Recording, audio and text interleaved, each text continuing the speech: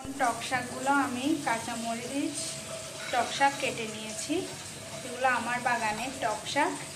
এখন এগুলো আমি তেলে রসুন আর পেঁয়াজ দিয়ে ফ্রাই করে নিব, তারপর ব্লেন্ডারে ব্লেন্ড করে নিচ্ছি।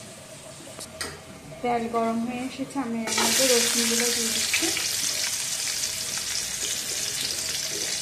পেঁয়াজও দিয়ে দিচ্ছি।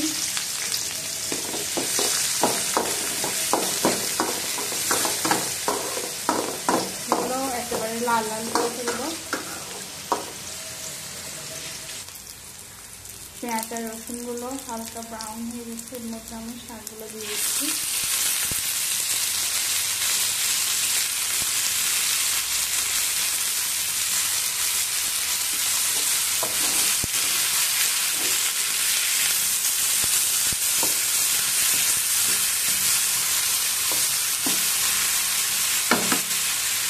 নরম হয়ে আসলে নামিয়ে ঠান্ডা করে ব্লেন্ড করে নেব।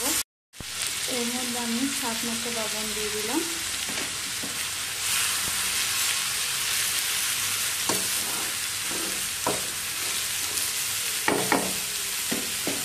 টক শাক ব্লেন্ড করা হয়ে গেছে। টক শাকের রেসিপিটি কেমন হয়েছে আপনারা সবাই আমাকে কমেন্টে জানাবেন। ভিডিওটি ভালো লাগলে একটু শেয়ার করবেন, আমার চ্যানেলকে সাবস্ক্রাইব করবেন। Thank you.